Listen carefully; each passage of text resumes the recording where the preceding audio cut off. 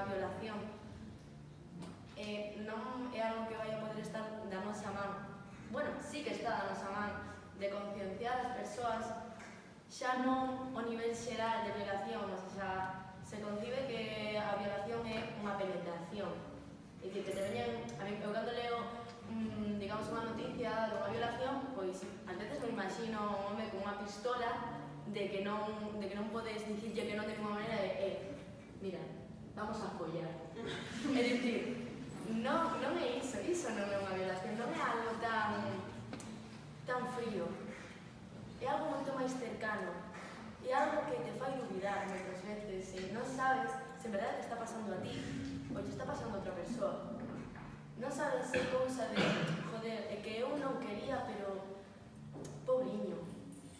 Isto de verdade o estou querendo eu, non o está querendo. Ele é consciente do que está facendo, que é moi probable que unha persoa non sexa consciente de que violou.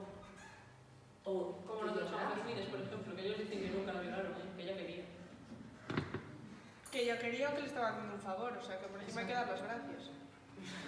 Es que esto mismo pasa con los piropos callejeros, cuando va una chica y le dicen entre 5 tíos, ¡Ey, guapa! ¿Cómo os sentís? Porque yo me siento totalmente cosificada. ¿A cuántos de aquí os saben que os han piropeado por la calle?